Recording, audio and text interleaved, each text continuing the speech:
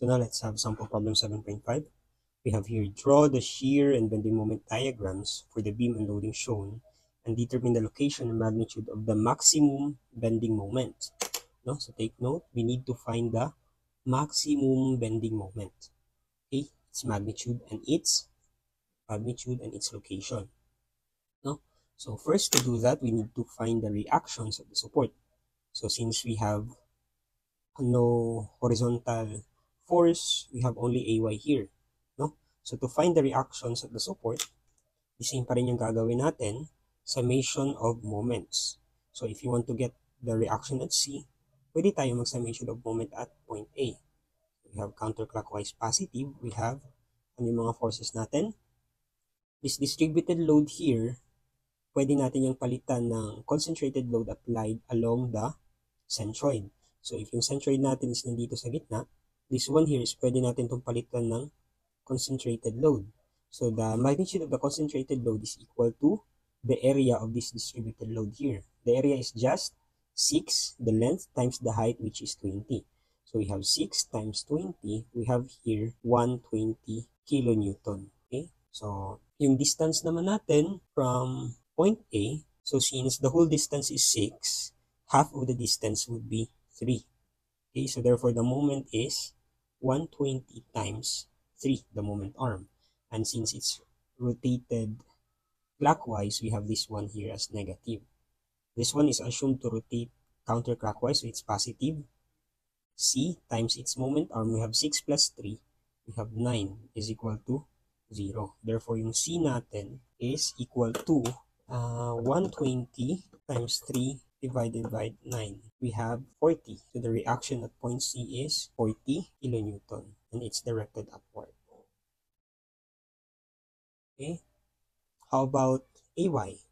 So we can use summation of forces along Y positive upward. We have here AY or just A minus 120. Then our C we have plus 40 is equal to 0. Therefore yung A natin is positive 80 kilonewtons directed upward.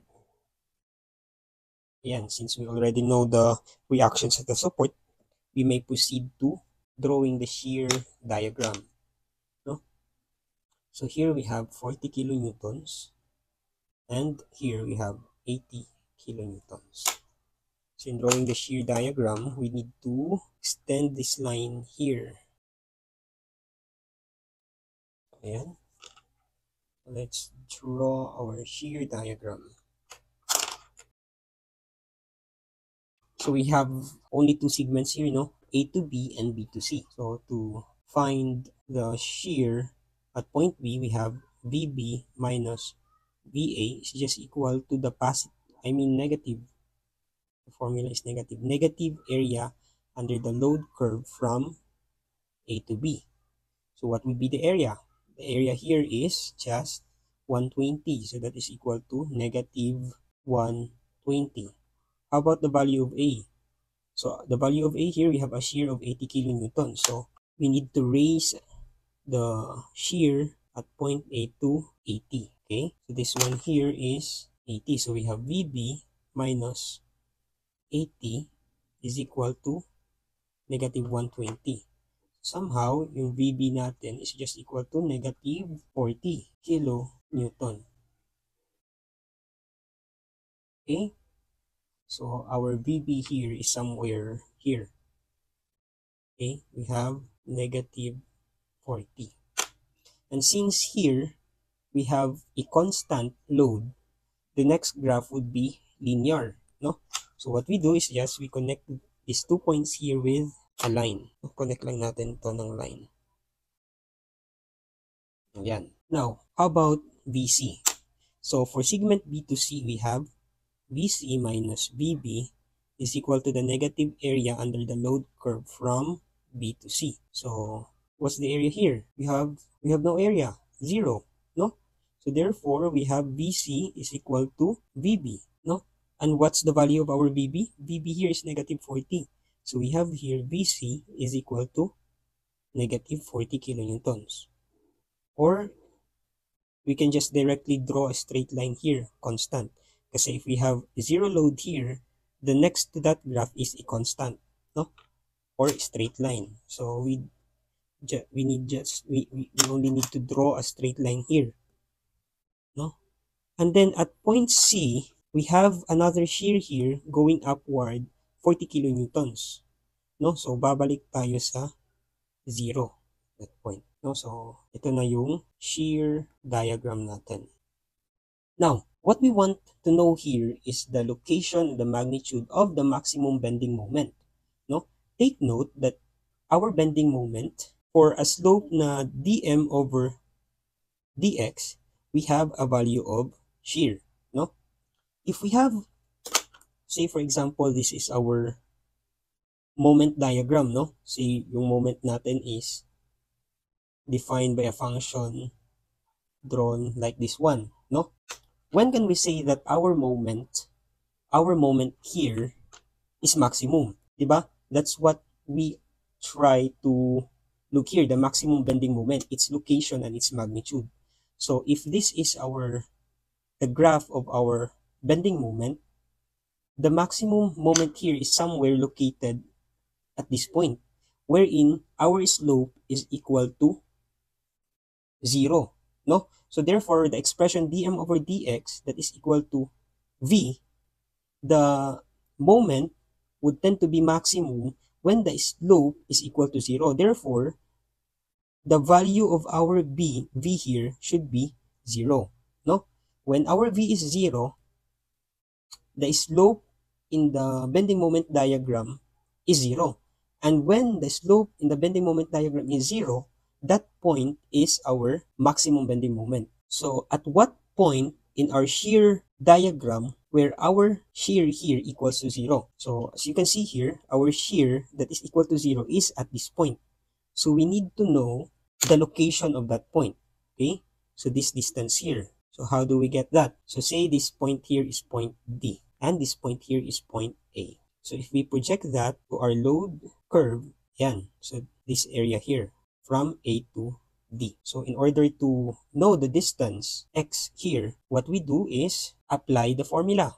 We have VD minus VA, 0.2 minus 0.1 is equal to the negative area under the load curve from A to D. Okay, so what would be this area? So this area here is just the projection of point D here, no? So this area. So what is the area of this one? That is just base times height. What will be the height? 20. What would be the base? We have x, no?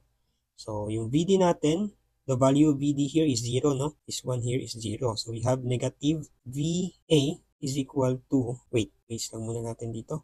Negative, what is our VA? Our VA here is 80. Is equal to the negative of the area here, we have 20x. So therefore, our x here is equal to 4. Okay? So this one here is 4. So now we already found the location of the maximum bending moment. How about the magnitude? So in order to find the magnitude, we need to draw the bending moment diagram. So to draw the bending moment diagram, we have two segments. Segment AB and BC. Ayan. No, we have now 3 segments, no? We must include this one here because that is where our maximum bending moment is located. Okay, so let's apply our formulas. By the way, this distance here, we have, this is 2, this one here is 3. Okay, ayan. Let's apply the formulas. We have, since we have 3 segments, A to D, we have D to B, and B to C. So we have here MD minus MA is equal to the negative area under the shear curve from A to D. We have also MB minus MD is equal to, this is not negative, no, it's positive. So positive area under the shear curve from D to B. And then also we have MC minus MB is equal to the positive area under the shear curve from B to C. Okay. So here we have MD minus MA. So we know that at point A, we have 0 moment, no? we have no moment at point A. So therefore, this one here is 0. How about the area? Area of the shear curve from A to B. So the area of this triangle here, that is equal to, since the triangle, we have 1/2 base times height, no?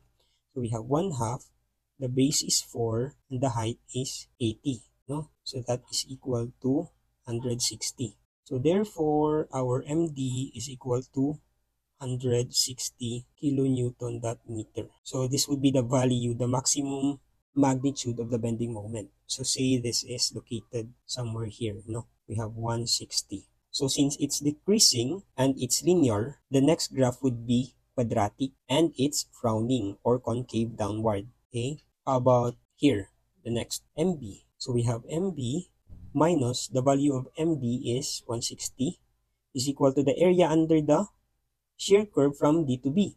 So this area here, it's triangle. So we have 1/2, the base is 2, and the height is negative 140. So we have 2 times negative 40. So we have here our MB equal to 120, no? 120 kilonewton dot meter. So say this point here. And since it's decreasing and it's linear, the next graph would be quadratic and frowning. Okay. So lastly, we have MC. So MC minus MB, which is 120, is equal to the area under the shear curve from B to C, which is rectangular. So that is just base times height. The height is negative 40 and the base is 3. So we have 3 times negative 40. So basically that is just negative 120 plus 120. We have our MC equal to 0. No? So babalik tayo sa 0 dyan. Now to draw the graph here, if constant yung shear curve natin, the next graph would be linear. Okay? So connect lang natin to with a line. And then A to D and D to B is quadratic. So parabola. Connect this with parabola. Yan. So that would be the graph of our bending moment. Okay? So to conclude, therefore, the location is equal to x and the magnitude is equal to 160 kilonewton dot meter. This one here is meter. This would be our final answer to the question. The maximum magnitude of the bending moment and its location.